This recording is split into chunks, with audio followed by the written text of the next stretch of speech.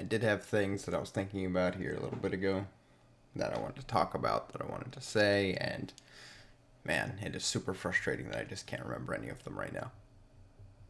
It's mm, it's not fun. So, I think one of the things that I wanted to talk about was another video idea that I wanted to do. I put a good bit of time into it. I wrote a script. I did all of these things, and I tried recording it at one point, and got about 8 minutes into it, and it just felt off. It just felt wrong. Like,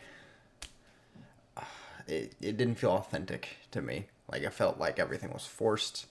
I think if I were to try to do that again, I think I just have to do like bullet points and then just go ad lib. Oh, there's my cat. Oh, she didn't want to be on camera now.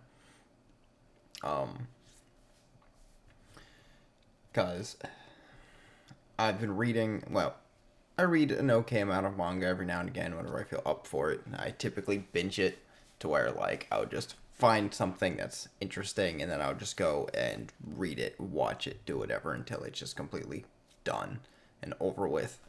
And then, like, oh, thoughts on it. I want to talk about it.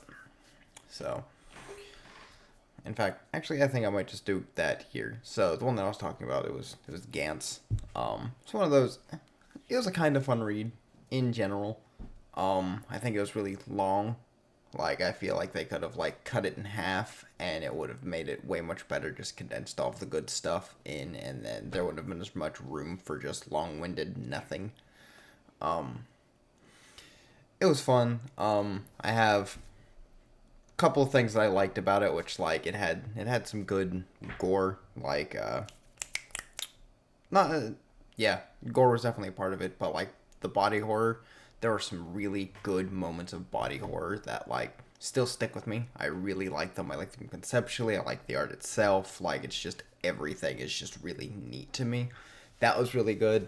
Some of the characters, I say some of them because there are a lot of them. Some of the characters have really good arcs. Um, I think the biggest issue with that is there's only like three characters with arcs that are even really noticeable. The rest are just kind of there, like they're very one note, and it sucks. It's not that like I dislike them; it's just I feel like it kind of detracts from the rest of everything. Like the main character, um, so I like his arc. The character, how he starts out, is awful. He like they very clearly want him to seem like a terrible person so that they could put him on this really nice arc. But like, getting through the beginning with him is rough. You just have to kind of slog through it and just accept that you're in it, that you're in there, that you're in it for the ride. You know, you're in for the long haul because how he starts is just bad. Like he's just a terrible person that you can't root for at all. Thankfully, they do give I'm gonna say like a side character, not really a side character. He's almost like the actual protagonist, while our protagonist is a piece of shit. Thankfully, like, and he is like 180 juxtaposed to him, so you can at least root for him while the main character's being a piece of shit. And I like what they did, where they eventually took that guy out of the story, so that our main protagonist had to kind of fill in his shoes. He had to step up to the mantle, and I thought that was really nice. That was a really good way to do it. I think something that, like, I really like the main protagonist, and I really like his arc, but what I hate is, so, the entire manga is, like, 400 chapters long. His arc stops, his narrative arc stops at, like, chapter 180. So you've got another 200 and something chapters just of him just not changing. Like, he's just there, like, he becomes overpowered essentially just through sheer tenacity, which is really fun to watch or read, I guess. It's really fun to read, but at the same time, after it's been the exact same thing for at that point, like even near the end of his arc, he started just getting through everything with sheer tenacity, which is fun, but by the end of it it's just all like, come on, man. I wish I would have had something else, something more that he could give, you know? and and I say that, but something else that they did near the end, I could be misremembering, but I remember it as being near the end. Is they actually have the balls to kill off the main character, Because and I thought that was really good because that was a catalyst for growth for the rest of the characters because they no longer had him to just do everything for them. They had to figure that shit out themselves. Now what I don't like is that they brought him back, they resurrected him, which I think like no, they should have just left him dead. Personally, so they they brought in a way to bring people back to life, and I think that that just ruined everything. Because after that point, all stakes were just off. There were no stakes anymore, and it was just, why bother? At that point, the only reason I kept reading was to finish it, because I was already that deep in. Story itself, kind of, it's kind of meh. I've realized after thinking about it and trying to do that other video and writing the script, I think that there's a lot more bad about it than there is good than I first realized. So like they added at one point in time, they added an entire like new faction of humans that were like evolved humans, and they were called the vampires, and I really liked the concept of them because the vampires had no idea about the main premise, which is alien invasion. Aliens trying to essentially take over Earth. Just different species of aliens coming and trying to essentially just live on Earth. And then the main protagonist and his group are essentially alien hunters. But the vampires had no idea about the aliens, so they were trying to essentially either bring humanity into the fold of what they are, or kill them off if they didn't want to. So it was a really nice, like, trifecta of shit going on there. And they brought it all up to a head to where eventually some of the, like, leaders of the vampires learned about the alien invasion, and then they just stopped with the vampires. I guess, like, they just, like, wrote them out of the story after that. And I'm all like, really? That, it was so neat. Especially because, like, you had the main character that was part of the alien hunters, and then his brother ended up being part of the vampires, and, like, to me, there was a lot of drama there. There was a lot of shit that they could have done, and then they just didn't. And it was super disappointing. Because I was excited to see where that was going to go, and then it just quite literally didn't. And, like, they didn't even, like, write it out good. They just stopped writing about the vampires. So, like, it was, like, just cold cut. They don't exist anymore.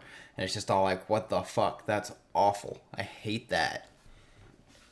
Although one thing I can say that, like, I wasn't expecting out of this that I thought was actually, like, a really good merit to it is somewhere near the beginning, like, in the first 100 chapters, I'm pretty sure, the main character gets an actual love interest. Like, after he is, like, he's a piece of shit for a long while, and then, something happens and he gets an actual love interest. Like, the way it came about makes a lot of sense for the character. Essentially, it was just like a bet to go on a date with a girl, and then they just kind of stuck it out. Like, it just kind of kept going, and he actually ended up developing feelings for her. But the romance between those two is actually a high point of the manga, if you ask me, which is super surprising. I never would have expected that. I would have expected if there's any real romance, it would just be lackluster and stupid, that I would hate it. But no, I actually think it was one of, like, my favorite parts of this manga.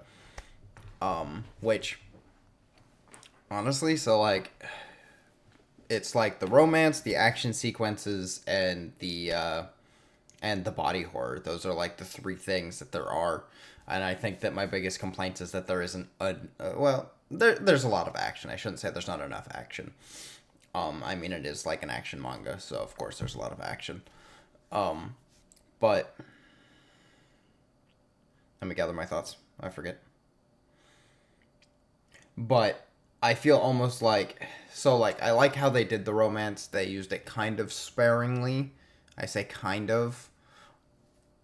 Because it was like you had the alien hunting missions, and then after those were over, then that's whenever the romance was a thing. That's whenever there was that, and then essentially it would show the romance for a bit, and then go back to the next mission. It's one of those. I can't even say that they should have leaned harder into it because that probably would have ruined it. So actually, yeah, Absolutely. I think they just probably just how they did it was perfect for what it was. Um, but the body horror, oh my lord, it was so good, but there was so little of it. Like there was a lot of gore, there's a lot of death in this manga, just like constantly, where they just like create characters, reveal them, show them, and then just kill them off in the next chapter. Uh, there is a lot of that, but like true actual like body horror there was very little of, but when they did it well, and I just wish there would have been more of it. um Trying to think if there's anything else that I can really think about. um oh so I really so like some of the characters that stick around, like I really like them. And I like kind of how the stakes never really change, or whenever they do, it's way later. So like a lot of the driving force of the manga in the beginning is just trying to get people to listen so that they can save themselves, and people just don't, which I think makes a lot of sense. It's not until way later, like they kind of get like one person at a time, until there's, you know, a group of like 8 of them, and then all 8 of them saying the same thing can convince the rest of the newbies to actually listen to them. But whenever it's only 1 or 2, they can at most get like one person to actually like put on their protective gear and use their shit. But one of the characters in the beginning, like I think in the beginning was super strong, because like there was another character that was introduced that he was doing the alien hunting and stuff like that for a while. He is like the lone survivor after weeks, months, however long of getting through it, and he's a very selfish person. The reason he is the sole survivor is because, well, he only cared about saving himself. He didn't care about anybody else. Because his goal was to stop being an alien hunter, because that was a whole nother plot, is once you've killed so many aliens, essentially, they let you go home. Or they let you stop doing missions, I should say, because after every mission you do get to go home, you just can't talk about the missions, or your head will explode. But they have him there kind of as a guide, but he's selfish and doesn't give a shit about anybody, so he doesn't just tell everybody everything outright, because he's convinced they'll just die anyway, so he doesn't care to explain anything. But I like how, so they kept him in for like the first couple missions, kind of to explain little tidbits, and then they kill him off because he was too cocky, and I really like that. What I hate is that whenever they introduced like bringing people back, he was one of the people that they brought back, and I think that they completely ruined his character once they brought him back. I really liked him as a character before he died and how he died, but as soon as they brought him back, they just ruined it. Because then he went from just being this middle school kid that was cocky trying to get back home, like just to live a normal life, to now he was this like super hacker man that could hack into anything and get information about everything that's going on and reveal it to the rest of the crew. And then at the end they like turn him into this like god awful supervillain that wants to take over the world, and it's just all like, how did we get here? Like I can kind of see the threads that they were going for, just because he was like selfish and cocky, and like he was constantly talking about other people wanting to rule the world after it ended, and like, so I could see the threads, but they didn't do anything. It was just very like sudden, just like slap in the face, look, he is now trying to take over the world, and it's all like, no, that doesn't work, it was bad. So I wish that they would have just kept him dead. Well, I wish they would have kept all of the characters that died dead, honestly, because then the stakes would have actually felt real.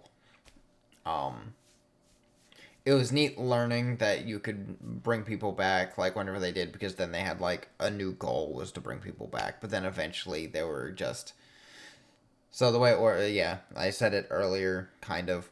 The way it worked is certain aliens are worth a certain amount of points. Once you get 100 points, you could either get, what was it, a new weapon, you get to go home with your memory erased and never come back to the Gantz team, or you get to revive somebody that's in the Gantz's memory, which is Gantz is the ball that gives them their suits and their powers and their mission objectives. But eventually, they're killing so many aliens that are worth so many points that like they can just bring everybody back every mission and then some, and that I think just ruined everything. It just really put the nail in the coffin that yeah, it's not that good. Like thematically, it kind of makes sense because by the end stage, there's so many aliens that are so powerful that they need as many people as possible. But it just felt like the stakes were non-existent at that point. Like, and I didn't like it. Something else, all the way at the end, it's like the full scope of everything is revealed that these Gantz balls originally you only know about one, which is the one that the main character and their people are a part of and have. And then later on, they get sent, because they're based out of Tokyo, later on they get sent to a different area of Japan with its own Gantz team. And then later on, they get sent over to, like, America with, like, a whole bunch of different Gantz teams all together. And so you slowly learn that there's more and more of these Gantz balls. Well, at the very end, you learn that there's a giant factory manufacturing these things. And then the story kind of opens up and they explain that essentially some failing businessman's disabled daughter starts just talking random codes, and they essentially decipher the codes, and that's how they learn to make the Gantz balls, which that's already ridiculous. But then later on at the very end, they meet the people that sent the codes to the daughter's brain, essentially. And they're essentially just these supreme beings that they see humans essentially as less than ants. They don't give a fuck. And I really don't like... So, like, I like the original characterization of those aliens as essentially it's like Cthulhu-esque shit, where it's like they see us as insignificant. And essentially they reveal that, like, they had no reason to send the code. They didn't actually care if humanity lived or died. And it was just essentially a choice that was made. It was just a choice that was made, and then, boom, they're done. But whenever they're revealing that, like, I don't like... How do I say this? The characterization past that. Because, like, if they didn't care if humanity lived or died, why are they explaining anything to the humans? Why are they... So, like... They told the humans that, like, they are nothing, and then they just recreate some of the people who have died just out of nothing, and then just killed them off, like, again. Essentially, they completely recreated them, let them talk to the other people for, like, 2 sentences, just enough to, like, scream that they're missed and shit like that, and then evaporate them again. But, like, if the aliens didn't care, why are they explaining any of this to the humans? They don't care. Like, and to me, that is, it's like showing superiority, but, like, I don't feel the need to show superiority to an ant. If anything, I squish it by accident. Like, a being like that would not do that. And then after that, like, after the humans are sent back from essentially that realm with those aliens, the aliens then shut off the Gantz balls. Which, again, makes no sense to me, because if they don't care and it was just a choice, why would they then make the choice to shut them down again? If they didn't care about how humanity progresses, like, the owners of those Gantz balls, if they take over humanity and run it however they want, like, why did these supreme beings care? So, like, the inclusion of those supreme beings, like, I'm pretty sure it's just an afterthought just to... give closure, give an explanation to why everything happened, and, like, I don't think it meshed very well. Like, I'm okay with those beings, I just don't like that they essentially go against their own morals and their own philosophies about humanity and the universe to explain things to humanity. It makes no sense to me. Because, like, if anything, like, I could see... I think it would have been better if, like, humanity, like, found a way in there, like, through the Gantz balls, found a way into that space and then just saw them doing some absolutely mind-breaking crazy shit.